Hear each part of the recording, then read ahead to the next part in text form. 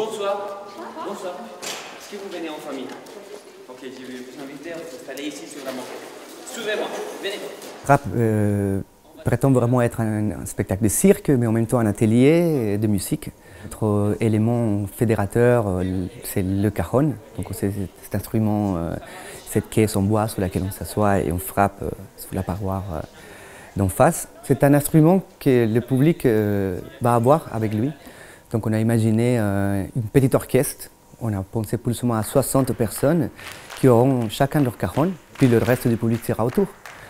Et ces 60 personnes vont avec nous apprendre le rythme. Et donc c'est dans cet endroit-là qu'on peut dire que c'est un spectacle atelier.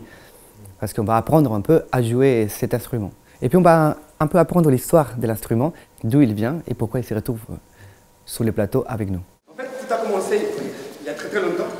Je pense que j'avais 11 ans et j'avais construit un cajon avec mon grand-père.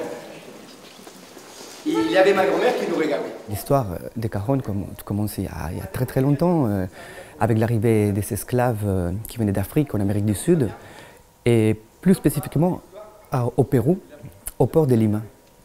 Donc les esclaves qui venaient d'Afrique avaient pas interdiction de jouer des instruments, sous peine de se faire couper les mains. Ils avaient pris des cagettes, des bois, enfin des petites boîtes qu'on trouve dans les ports pour travailler dans les colonies et ramasser les fruits.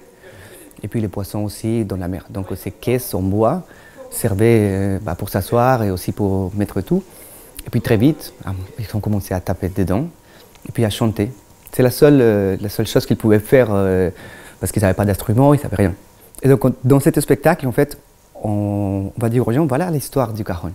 On va le construire ensemble parce qu'il est plié en fait.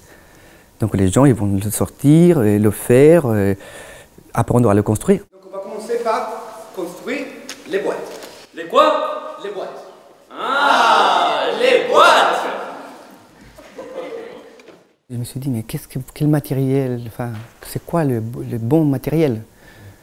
Et on a pensé au carton. Et puis on sait très bien qu'on fait des sculptures en carton, on fait des meubles en carton. Donc on a commencé à se dire, en fait c'est une boîte en carton avec un système à l'intérieur pour qu'il soit bien résistant, pour qu'on puisse s'asseoir. Ça supporte 200 kg nos cartons. Et on met la brillance à l'intérieur, un timbre. Et en fait c'est beaucoup plus simple à construire. C'est un matériel qui est léger, qui est bien plus écologique, qui peut être réutilisé bien évidemment. Et qu'en plus, je me suis dit, c'est une boîte en carton qui se plie, c'est une petite valise jolie en carton, le public pourrait partir avec. Comme ça, le spectacle continue son voyage à la maison pendant un autre temps, dès qu'on verra le carton à la maison, et puis c'est un instrument de musique que tu as construit, tu as appris son histoire, tu as joué ensemble, enfin on est quand même une orchestre de percussionnistes, et en plus tu peux le prendre avec toi. Cet spectacle, je le vois plus comme un spectacle à tout terrain, plutôt une relation forte à l'espace public. L'espace public, il te provoque vraiment des choses. Il y a les intempéries, il y a le soleil, des fois il y a la pluie, des fois il y a des gens qui sont à l'écoute, des fois non, des fois tu as des chiens qui aboient. Donc cette urgence, en fait, elle me plaît beaucoup.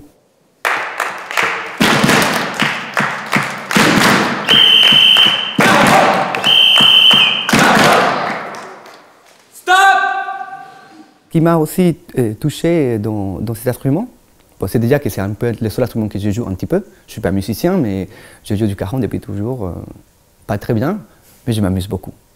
Très accessible et très simple. Et quand tu connais l'histoire du cajon, c'est un peu comme mon histoire en fait. Tu vois, venu dans la tête de mes ancêtres africains jusqu'à l'Amérique du Sud, développé en Amérique du Sud et puis retour en Europe, comme moi en fait. Donc en racontant l'histoire du cajon, moi je raconte un petit peu aussi mon histoire. Notre histoire, parce qu'on est trois sur scène. Donc il y a Christian Fodelo qui est donc acrobate, porteur, jongleur, et Alexandre Belando qui est à la composition, à la musique. On est tous les trois sur les plateaux. Et donc voilà, ces trois histoires vont se croiser avec l'histoire du cajon et avec le cirque.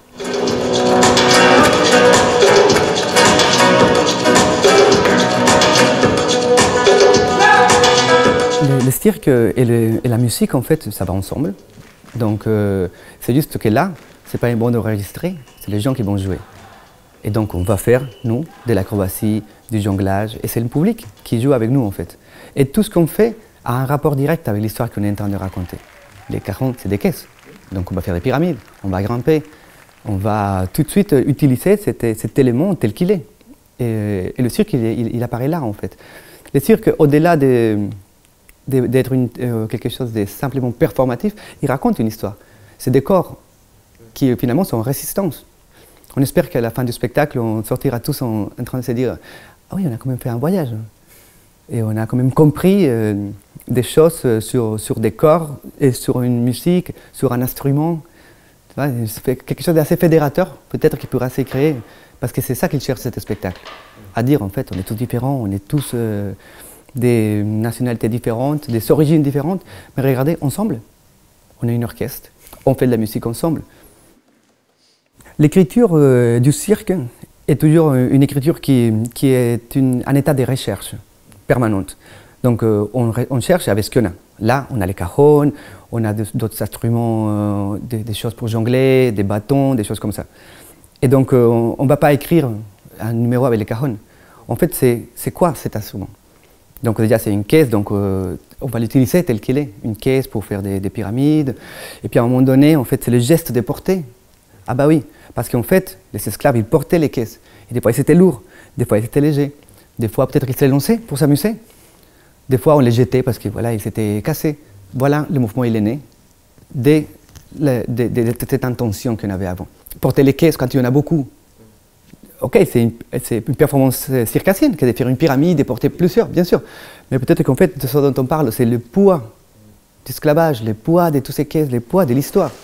On va donc aller avec l'aide d'un sifflet. Sifflet. Il est dans la boîte. D'accord? La boîte. Ah, dans la boîte.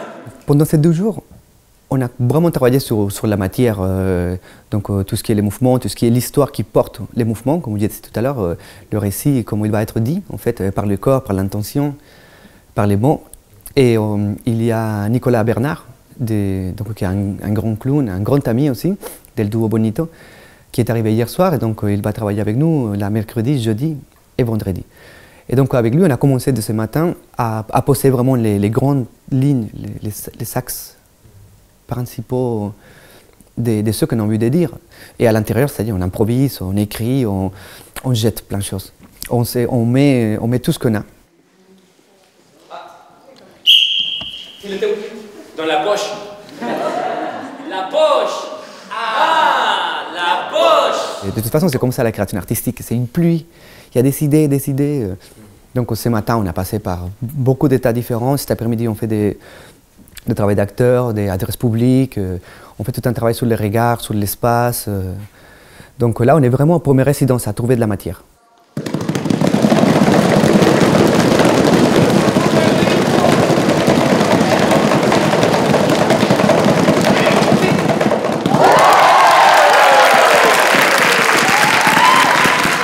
Pour la visite des chantiers, j'espère déjà essayer la question que le public joue, leur raconter l'histoire du cajon, pour commencer, un peu la base.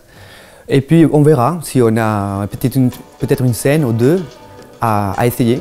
Et comme ça, on pourra avoir le retour du public qui vont nous dire en fait, on a vu ça, notre lecture c'est celle-ci. Et puis ça, on va voir si vraiment ce qu'on essaie de dire, ça passe ou pas. Donc on ne sait pas ce qu'on va présenter demain. On aura fait 4 jours de travail. Mais ce qui est super, c'est qu'on a encore le lendemain, toute la journée de vendredi, pour travailler sur ce qu'on aura entendu et sur ce qu'on aura fait jeudi. Donc il n'y a pas trop de prétention, c'est assez simple. Les gens ils savent très bien que c'est un état, un moment de travail, un work in progress, comme on dit.